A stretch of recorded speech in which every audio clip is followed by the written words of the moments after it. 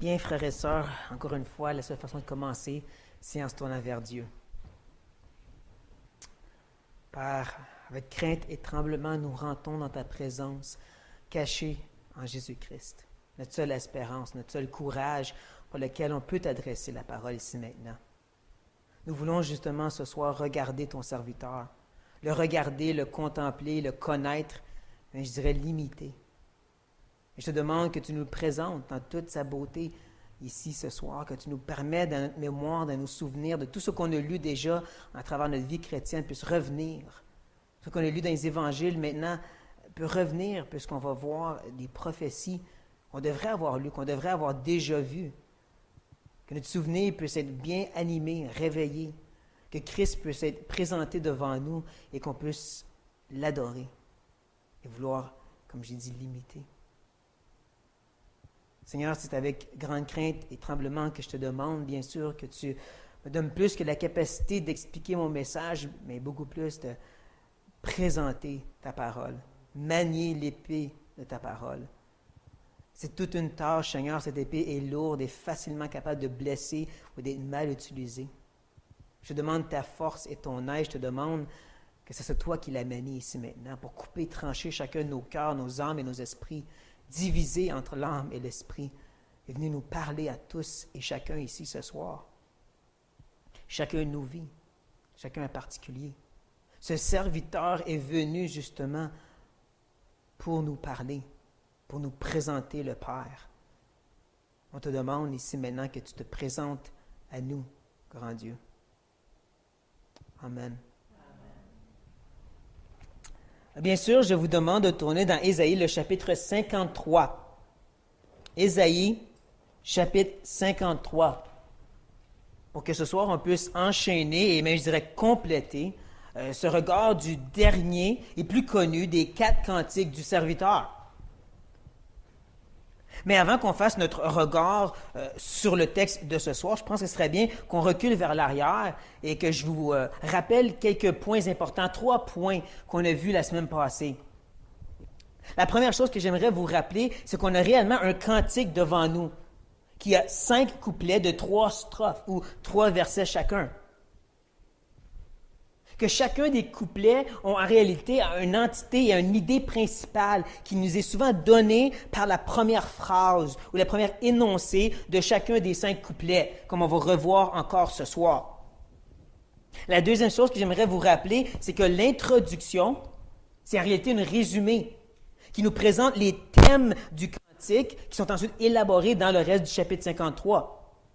Et comme on a vu la semaine passée, le thème de son rejet, ou le verset 14 de l'introduction, eh bien, ce soir, on va regarder d'autres thèmes. Celles du verset 13 sont une exaltation. On va aussi regarder d'autres qui se trouvent dans le verset 15, une association avec les gens haut placés, mais aussi cette joie qui ressort de ceux qui se confient en lui. Et la dernière chose que j'aimerais vous rappeler ici ce soir, c'est que ce passage, c'est une montagne russe d'émotions et d'enseignements, avec des grands hauts, comme on les a vus, et des grands bas aussi, qui tournent des fois rapidement vers la droite ou la gauche, qui nous brassent bien comme il faut. Et ce soir, il n'y aura pas de changement, on continue sur ces mêmes tracts de train. Je vous dirais même qu'on va monter et descendre des échelons. On va regarder premièrement le plus bas, le serviteur. Ensuite, on va monter au peuple, dans tous les sens possibles. Et finalement, on va aller à l'Éternel. Et c'est à partir de ce point qu'on va redescendre rapidement et remonter entre l'Éternel, le peuple et le serviteur. Donc, attachez-vous bien comme il faut pour ne pas tomber en bas. Et commencez avec le verset 7. Il a été maltraité et opprimé, et il n'a point ouvert la bouche, semblable à un agneau qu'on mène à la boucherie, à une brebis muette devant ceux qui la tombent. Il n'a point ouvert la bouche. Comme je vous ai dit, les couplets commencent avec un énoncé, une phrase qui nous aide à comprendre le thème ou l'idée principale de ce couplet ou des 3 versets. Mais il faut réaliser que ce n'est pas juste l'idée qui va être maltraitée et opprimée, le thème. Il faut qu'on prenne les outils nécessaires et qu'on les creuse dans le texte. Premièrement, sachez que le mot maltraité, ça parle d'être oppressé. Ça parle d'être sur une tyrannie, un dictateur, juste pour qu'on comprenne qu'est-ce que Jésus a vécu. Mais l'autre mot, lui, opprimé, ça parle littéralement d'être plié en deux. On l'a déjà vu ce terme avec le verset 4, à la fin quand ça dit « humilier ». Et je vous disais, c'est l'idée d'être plié en deux dans l'affliction. C'est ça la signification ici. Ce qui est vraiment fascinant, c'est que le temps du verbe en hébreu nous dit que c'est un acte volontaire. Il s'est donné pour être affligé. C'est ça le thème, c'est ça l'idée principale de ce 4e couplet, un acte volontaire. C'est une humiliation qui va être volontaire, une soumission, si vous voulez. Comme on le voit dans les images qui nous est données au verset 7. Un agneau qui est mené à la boucherie, une brebis qui va devant ceux qui le tondent. Mais ce qui est vraiment frappant, c'est de réaliser que justement, lui, c'est volontaire. Je ne sais pas si vous savez, mais les animaux, quand ils étaient sacrifiés, ils n'étaient pas volontaires, ils ne savaient pas qu'est-ce qui se passait. C'est pas comme si le bœuf se disait « Yeah, aujourd'hui, je meurs pour mon maître ». Mais le serviteur, lui, il savait. C'était volontaire qu'est-ce qu'il a fait. C'est ça qui le rend meilleur que tous les autres sacrifices. Partant du serviteur, nous allons maintenant monter au peuple, avec le verset 8. Il a été enlevé par l'angoisse et le châtiment, et parmi ceux de sa génération qui a cru qu'il était retranché de la terre des vivants, et frappé pour les péchés de mon peuple. Comme je l'ai dit, on va partir du serviteur au peuple. Mais aussi, on voit qu'il y a vraiment un transfert. Le verset 7 parlait d'un acte volontaire, mais le verset 8 semble nous parler, je dis bien semble, nous parler d'un acte involontaire. Hein? Ça commence tout de suite avec « il est enlevé ». Je vous dirais que ce terme, c'est un terme hébraïque qui parle vraiment d'être enlevé de la terre, de mourir. C'est un terme qu'on utilise pour Enoch, par exemple. Sauf qu'on voit très bien que cette mort, ce n'est pas nécessairement une bonne mort. Hein? Il est retranché la terre des vivants, une mort violente. C'est qu'est-ce qu'il va subir. Il va être enlevé par l'angoisse. Plus exactement, ici, c'est l'idée d'être restreint, attaché, enchaîné, emprisonné, si vous voulez. Qui va très bien avec le châtiment, qui nous parle d'un jugement légal. Et donc, l'assommeur, entre autres, le traduit de cette façon. Il a été arraché à la vie par la contrainte, suite à un jugement. Et la phrase courante, encore plus simplement, dit « On l'a arrêté, jugé, supprimé. » Aussi simple que ça. On comprend donc que cette première énoncée du verset 8, ça parle des 5 procès illégaux que le serviteur a subis. 2 devant les Juifs, 2 devant Pilate et bien sûr celle devant Hérode. À chaque fois, il est traîné, tiré d'une place à l'autre et ensuite jugé illégalement. Autant illégalement selon la loi des Juifs que celle des Romains. Ce qui le subit était contre toutes les lois possibles. Mais ça ne finit pas là, parce qu'on voit qu'ensuite, les gens de sa génération, ou ceux de sa génération, qui a cru. Une énoncé en soi qui semble un peu bizarre. Qu'est-ce qu'il veut dire exactement? Mais comme je viens juste de dire, la génération, ça parle souvent des contemporains. Et donc, la parole de vie, elle traduit comme ceci. Mais qui a fait attention à ce qui lui arrivait? On dirait vraiment que l'énoncé nous présente le fait que sa génération, ses contemporains, les Juifs qui ont crié « crucifie-le » ne comprenaient pas ce qui se passait. Ils ont vu la façon qu'ils ont été traités par les chefs religieux et Pilate. Ils ont vu comment il va mourir d'une façon horrible et souffrante, puis ils ne comprennent rien. Hein, c'est comme le verset de transition, le verset 1, à ce qui nous était annoncé, qui nous aide à comprendre tout ce qui vient ensuite dans le chapitre 53, que les gens vont lire à propos du serviteur, puis juste pas comprendre. Et c'est vrai que les Juifs n'ont pas compris, n'est-ce pas? Parce que sinon, ils n'auraient pas demandé une malédiction sur eux et leurs enfants, que son sang retombe sur nous et nos enfants. S'ils auraient compris ce qui se passait, ils n'auraient certainement pas dit ceci. Donc, ça semble être ça qu'il nous dit ici. Ces gens ont vu ça et ils n'ont pas compris. Ils n'ont pas compris qu'il était frappé pour leur péché. C'est drôle parce qu'on a déjà vu cette idée de frapper pour le péché au verset 4 aussi. Ça nous dit qu'il était frappé de Dieu. Et on va voir tantôt que c'est vrai, Dieu l'a frappé. La différence, c'est qu'au verset 4, leur optique, c'était « il est puni par Dieu pour ses péchés à lui ». Mais le verset 8 nous explique « non, il est frappé pour vos péchés à vous ». C'est ça la différence. C'est ça qui est important. Pas que Dieu l'a frappé, ça c'est vrai, c'est que c'était pour eux, pas à cause de ses péchés à lui. Ça nous présente justement ce sujet d'une substitution sacrificielle, comme on le voit à travers les lois lévitiques et ainsi de suite. Cette idée que tu amènes une bête, que tu lui imputes ton péché et tu le tues ensuite, pour pas que toi tu meurs. Et cette idée-là s'imprègne dans le Nouveau Testament. Ça ne finit pas à Matthieu 1.1. En réalité, ça se complète dans la Nouvelle Alliance. Comme Paul nous dit, Pierre et le livre aux Hébreux, Jésus était le sacrifice parfait et il était nécessaire. Il devait avoir une substitution. Si lui ne meurt pas, c'est nous qui meurons. C'est ça qu'on doit comprendre. Quelqu'un doit payer pour les péchés. Maintenant, du peuple, on va monter à Dieu au verset 9. On a mis son sépulcre parmi les méchants, son tombeau avec le riche, quoiqu'il n'ait point commis de violence et qu'il n'ait point eu de fraude dans sa bouche. La première chose que vous devrez vous dire, c'est « je ne vois pas Dieu » en verset 9. Il n'y a pas le mot « Dieu nous parle ». De quoi tu parles? C'est là que je vais vous dire que Dieu il est subtilement caché dans le verset 9. Et on va le découvrir ensemble. Mais avant, j'aimerais vous rappeler l'importance de la sépulture de Christ. Pierre, dans ses fameux sermons qu'on retrouve dans le livre de Actes, va toujours mentionner le fait que Jésus a été mis dans un tombeau. Quand Paul défend la résurrection aux Corinthiens, il va encore prendre le temps de leur dire que Jésus a été mis dans un tombeau. La sépulture de Christ est grandement importante et c'est le verset 9 qui nous l'explique pourquoi. Il faut savoir que, premièrement, lorsque les Romains prenaient le corps mort de la croix, ils le jetaient littéralement dans les vidanges, dans le dépotoir municipal qu'ils brûlaient ensuite. Et donc, la personne qui veut mettre Jésus avec les méchants, c'est bien sûr les chefs religieux juifs.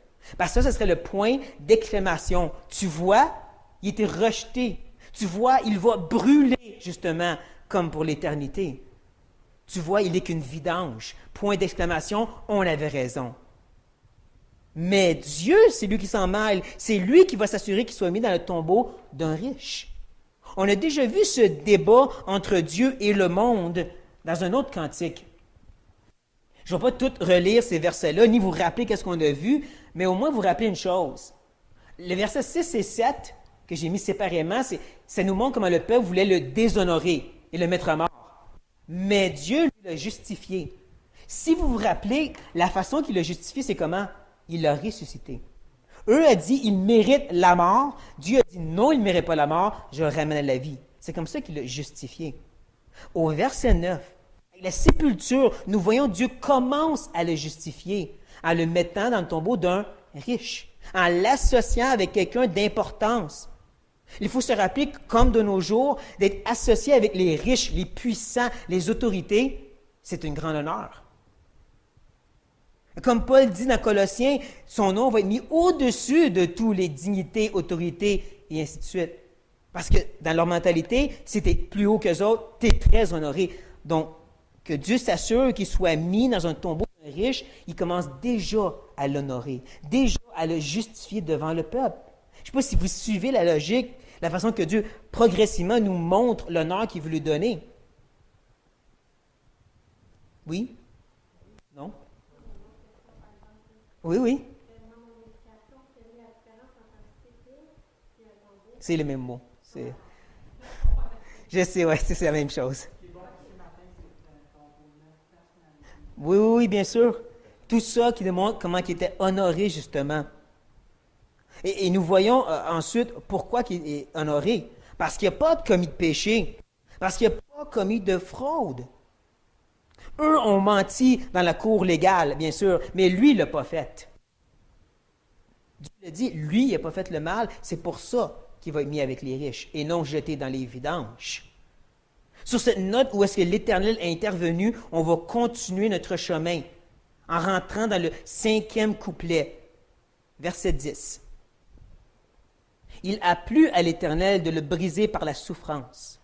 Après avoir livré sa vie en sacrifice pour le péché, il verra une postérité et prolongera ses jours, et l'œuvre de l'Éternel prospérera entre ses mains. Encore, le début du verset 10 nous donne le thème, l'idée de ce dernier couplet. Il a plu. Les plaisirs de Dieu. Le plaisir de Dieu de le faire prospérer, de le bénir, comme on va voir. Mais ici, il nous dit quoi? Son plaisir, c'est de le briser, de l'écraser, de le broyer sous son pied. Et il n'y a pas de façon de s'en sauver, ça dit vraiment plaisir. Comme le plaisir entre un homme et une femme, comme le plaisir que Dieu a de bénir son sauveur ou même son peuple. C'est le même plaisir qu'il y avait à écraser Jésus. Et ce qui est le plus frappant, c'est qu'il arrête ici. Il n'explique rien. Vous voyez, en Louis II, il met 3 petits points. C'est parce que l'idée vraiment, c'est que ça finit ici. Après ça, il saute à une autre idée. Ça termine vraiment avec « Mon plaisir, c'est d'écraser Jésus. » On passe à autre chose. Attends, explique-toi. Pourquoi que c'est ton plaisir? Nous, on comprend que c'est pas que Dieu il est morbide et il aime faire du mal. Et nous, on réalise que son regard vers l'œuvre de Christ, c'est qu'est-ce qui lui fait plaisir en partie, mais en réalité, il ne nous l'explique pas. Hein, c'est comme Pierre qui va souvent dire au peuple, « Vous avez tué Jésus, mais c'était le décret de Dieu, puis il n'explique pas comment ça marche. Acceptez ça, puis c'est tout. Comprenez que mon plaisir, c'est d'écraser Jésus, et on passe à autre chose.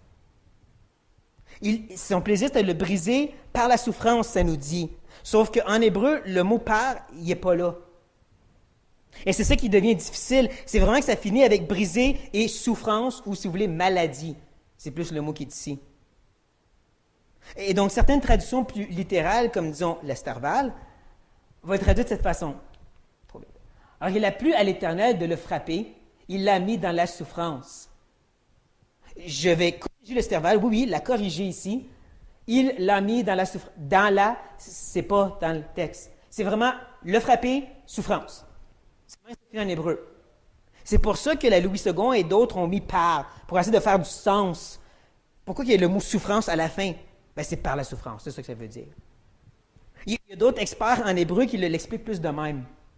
Il a plu à l'Éternel. Non, ça va en même temps. Il a plu à l'Éternel de le briser inguérissablement. Rappelez-vous que le mot maladie est à la fin. Donc, c'est comme ça, eux le comprennent. Ce que nous, on doit saisir au moins de ceci, c'est qu'il va passer un mauvais quart d'heure. Il va souffrir, ce serviteur. Pourtant, le reste du verset 10 nous dit quoi? Après avoir livré sa vie en sacrifice pour le péché. On voit encore l'acte volontaire. J'ajouterais ici que ce serait mieux de voir à la place du mot « après », de voir le mot « si » ou même le mot « quand ». En d'autres mots, si il livre sa vie en sacrifice pour le péché, il verra une postérité.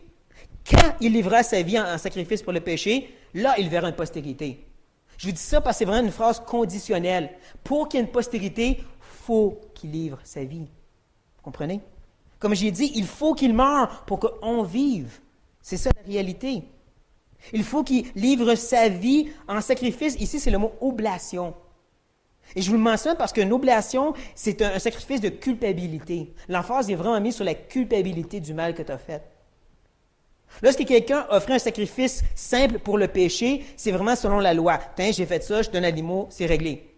Mais lorsque tu as fait une oblation, tu disais, je réalise que j'ai enfreint la loi de Dieu. Je réalise que j'ai brisé ma communion avec lui, que je l'ai offensé, et je veux rétablir cette communion. C'est ça l'oblation. C'est ça la différence ici. En plus, une oblation, c'était totalement consumé sur le feu.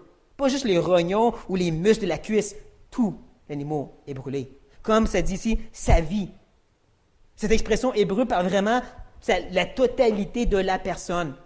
Et c'est tout livré comme oblation pour le péché. Et ceci va lui pourvoir quelques bénédictions. On les voit déjà. La première, comme on l'a dit, c'est une postérité. Nous autres, en d'autres mots. Ensuite, on voit qu'il va prolonger ses jours. C'est une allusion à la résurrection. Rappelez-vous, là, il va être retranché de la terre des vivants.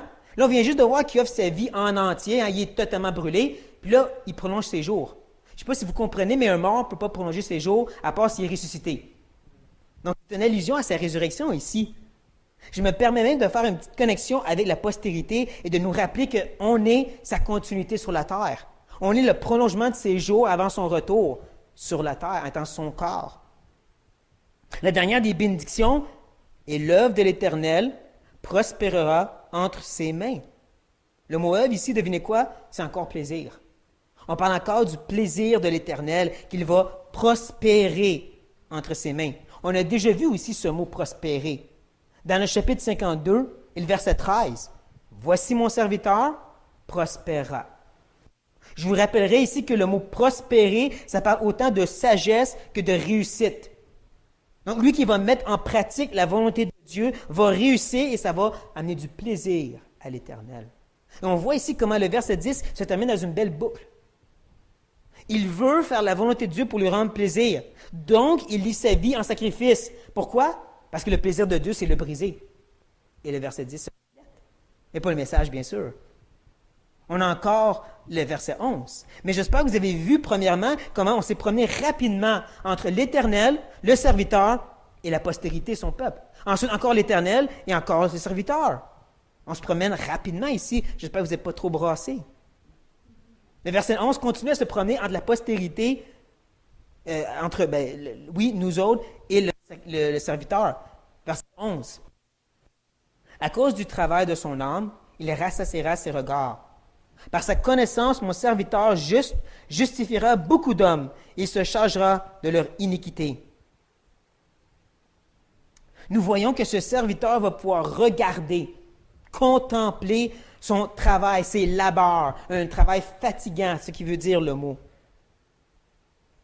Il va voir le travail de son âme, qui est le même mot que vie de tantôt. C'est la totalité de tout ce qu'il a fait. Pas juste la crucifixion, pas juste sa passion, toute son incarnation. Il va regarder tout ce qu'il a fait et il va être rassasié.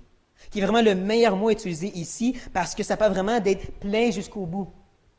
Il va prendre tous les fruits pour pouvoir dire « je suis plus capable d'en manger ». Et c'est drôle de lire ceci, comme vous le voyez ici, comparé à ce qu'il a déjà dit. Et moi, j'ai dit « c'est en vain que j'ai travaillé. C'est pour le vide et le néant que j'ai consumé ma force. » Encore, travail, force, ainsi de suite. On pourrait dire que l'optique ici de ce cantique, c'est de la croix. Hein, il regarde et qu'est-ce qu'il voit? Le peuple qui se moque de lui et qui ne comprennent pas. Et parmi ses disciples, il y en a un, c'est Jean et quelques femmes, comme on voit dans l'évangile de Jean. Il peut regarder ça et dire « j'ai travaillé en vain ». Mais l'optique du verset 11, c'est qu'est-ce qui se passe après la croix et même après sa résurrection. Il voit 120 qui vont ensuite multiplier à 3000 et 5000. Il voit Jérusalem, Judée, la Samarie et les extrémités de la terre. Et il est rassasié par ça. Mais pourquoi que ceci va se passer? Il le dit après, par sa connaissance. Je dirais qu'en hébreu, les deux façons sont possibles de comprendre sa connaissance. Autant c'est la connaissance que le serviteur a de sa postérité ou la postérité qu'elle a de son serviteur. C'est la même chose en hébreu. Parce qu'on comprend, comme M. J.I. Packer le dit, à la fin de la journée, c'est pas que tu connaisses Dieu qui est important, mais que Dieu te connaisse. Te connaisse de façon intime. Mais en même temps, on comprend qu'il faut aussi connaître ce Sauveur pour être sauvé. Et comme M. Owen continue à dire dans Christologia, c'est pas juste de connaître le message, c'est de connaître la personne et l'œuvre de Christ. C'est d'approfondir cette connaissance, parce que si on reste stagnant dans cette grâce, on va décomposer notre âme, notre foi. Et ça, je peux vous le dire d'expérience, c'est vrai. Pendant longtemps, je restais à la surface de la grâce, du salut par grâce. Je n'ai jamais approfondir tout le reste. Et ma foi était anémique, très faible. Maintenant, je peux vous dire que c'est en creusant toutes ces vérités que je suis fortifié. Et ce n'est pas le fait que tu dois avoir toutes les définitions théologiques. Mais si tu peux au moins comprendre qu'il fallait une substitution. Si Christ ne meurt pas, c'est toi qui meurs. Si tu peux au moins comprendre que le salut, ce n'est pas un acte que tu as fait il y a quelques années. C'est une vérité que tu vis à travers ton existence. C'est que Dieu il a choisi volontairement de mettre des lunettes en forme de croix teintes dans le sang de Christ. Et si jamais ils les enlèvent, ça va aller mal pour nous. En réalité, notre seule espérance, c'est d'être cachés en Christ, parce que nous sommes des vêtements souillés. C'est la seule façon d'avoir une relation avec Dieu. Pas besoin de parler d'imputation en soi, mais si tu comprends qu'à la croix, il y a eu un échange. Il a pris ta culpabilité, ta condamnation, ton péché sur lui. En retour, il t'a donné sa relation avec Dieu, sa paix et sa justice, comme on le voit dans le reste du verset 11. Ce serviteur juste justifiera beaucoup d'hommes. Cette justification, ce n'est pas une qui est intègre ou à l'intérieur de nous-mêmes. Je suis juste par ma personne. Non. C'est une qui est déclarée juste. Même c'est ça que le terme hébreu veut dire, déclarée juste. Il met sur notre compte une justice qui est la sienne, qui n'est pas à nous. Une qui est extraterrestre, comme Martin Calvin disait, qui ne nous appartient pas. Et comment qu'on reçoit cette justice-là? Bien, ça nous rappelle après. Il se chargera de leur iniquité. Cette substitution, cet échange qui prend sur lui cette lourde charge de nos iniquités Et c'est de cette façon qu'on peut être justifié dans cet échange. Et c'est pour ça que ce serviteur va mériter les bénédictions du verset 12. C'est pourquoi je lui donnerai sa part avec les grands. Il partagerait le butin avec les puissants, parce qu'il s'est livré lui-même à la mort et qu'il a été mis au nombre des malfaiteurs, parce qu'il a porté les péchés de beaucoup d'hommes et qu'il a intercédé pour les coupables. Je vous dirais que beaucoup voient le verset 12 comme le fond de l'entonnoir qui accumule tout ce qu'on a déjà vu et qui nous regarde. Mais avant de voir ça, comme le verset 12 commence, il nous dit « c'est pourquoi ». C'est pour ça qu'il va avoir des bénédictions. Mais ces bénédictions, comme vous les voyez, c'est des énoncés qui sont un peu perplexes, eux autres aussi. Il y a deux grandes lignées de pensée face à ces deux expressions ici. La première nous dit justement qu'il va donner sa part avec les grands, ou plus exactement avec la multitude, le grand nombre de gens, c'est ça que ça veut dire ici. Donc ça c'est nous, notre héritage, notre part. Et que le deuxième énoncé, c'est la part du serviteur, qu'il va partager son butin avec les puissants. Une image qui nous fait penser à son association avec les puissants, avec les hauts placés. C'est ça l'idée ici. Donc, sa part, il est béni grandement. Notre part, on reçoit un héritage avec lui. Ça, c'est la première lignée de pensée. La deuxième enlève le mot « avec », qui est de toute façon pas dans le texte hébreu, et dit qu'à la place, ce que Dieu va lui donner, c'est la multitude et les puissants. C'est eux le butin. C'est eux les dépouilles, comme on voit dans la fameuse parabole que je vous répète constamment. Mais ce qui est important à saisir ici, ce n'est pas de prendre une position entre un côté ou l'autre, mais c'est de réaliser qu'il va être grandement béni, ce serviteur, qu'il va être grandement récompensé pour son œuvre, et que la fin du verset 12 nous explique pourquoi. Il nous donne même 4 raisons, qui sont toutes enchaînées avec des « parce que » ou des « qu'il ». Parce qu'il s'est livré lui-même à la mort. La soumission. Un acte volontaire de sa part. Il s'est livré. Ensuite, qu'il a été mis au nombre des malfaiteurs. Il s'est associé avec ces malfaiteurs. Il s'est associé avec cette création déchue.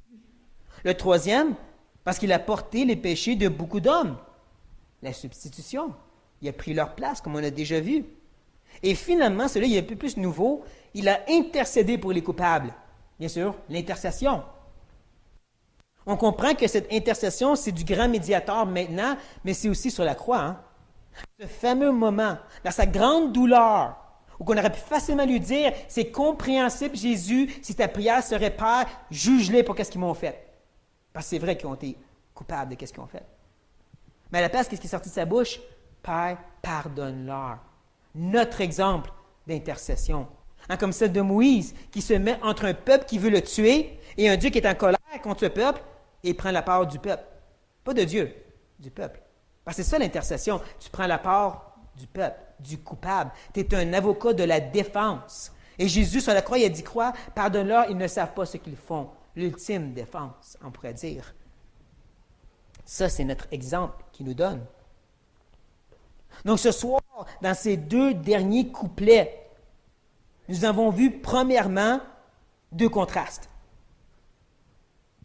Le premier de ces contrastes, c'est le fait que dans un cantique qu'on nous parle du serviteur, lui-même il est muet, il ne parle pas. Le deuxième des contrastes, c'est de voir comment l'homme veut déshonorer et tuer ce serviteur, mais Dieu veut l'honorer et le faire prospérer. Le combat entre Dieu et l'homme, et gloire à Dieu, c'est lui qui gagne toujours. Mais la deuxième chose qu'on devrait réaliser, c'est 2 aspects, sa vie et son exemple. On l'a vu depuis le début, il était un souffre-douleur. Sa vie, c'était une de douleur. On l'a vu ce soir, son âme était sur des grands fardeaux, un travail. Pourquoi? Parce qu'il était maltraité et mal jugé et retranché. Et ensuite, Dieu s'en est mêlé et il l'a frappé et humilié.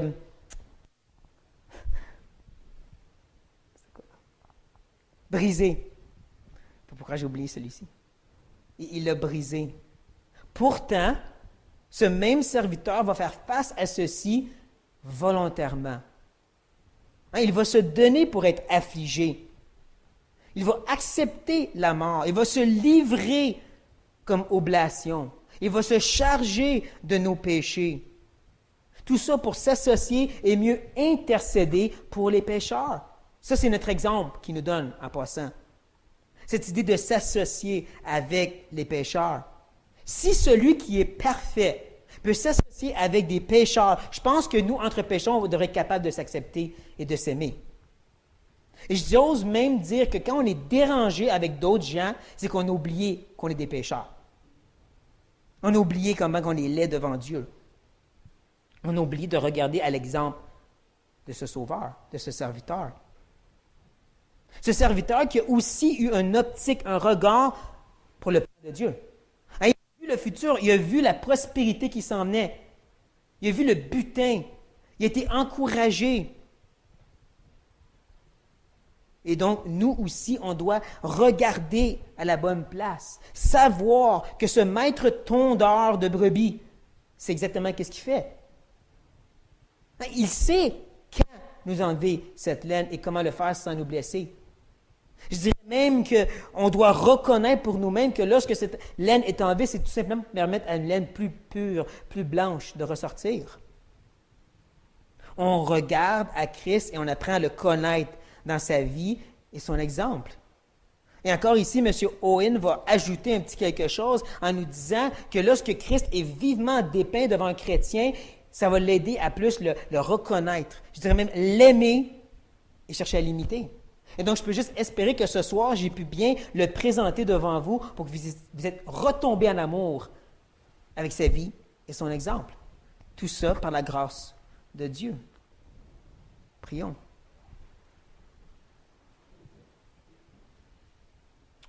Ô Seigneur Jésus, toi qui t'es donné, qui t'es livré, qui s'est chargé de nos iniquités, qui a volontairement quitté les cieux, mais aussi sur la terre, volontairement a tout accepté.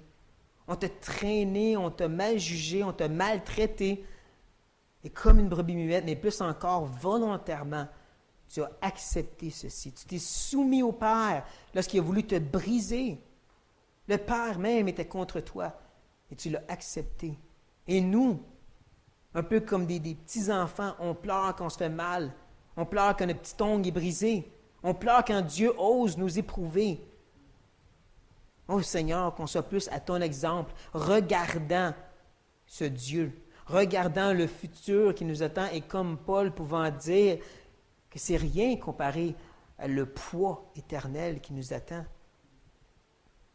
Détourne nos regards de nos petits bobos, de notre vie et mets nos regards sur la croix, sur ta vie et ton exemple, ô grand Dieu.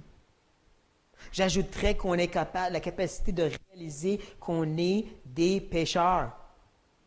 30 ans, 40 ans dans le Seigneur n'enlève pas nos péchés. On reste des pécheurs. On reste pourris devant un si grand Dieu et que jamais on puisse oser regarder vers ceux qui nous entourent avec mépris et dédain. À la place avec humilité, en s'associant à eux qu'on cherche à intercéder. Regardez à l'exemple de Moïse et de toi. Et de réellement pouvoir dire, Père, pardonne-leur, ils ne savent pas ce qu'ils font. Comme tu as demandé de vraiment prier pour nos ennemis, et des fois nos ennemis sont les plus proches amis. Seigneur, aide-nous à être comme toi. On t'a regardé ici ce soir, et notre désir, c'est qu'en te regardant, on soit transformé de gloire en gloire, toujours plus à ton image, à ton exemple, par ton esprit. Parce que de nous-mêmes, on reste comme on veut, on ne changerait pas. Viens à notre secours, Seigneur.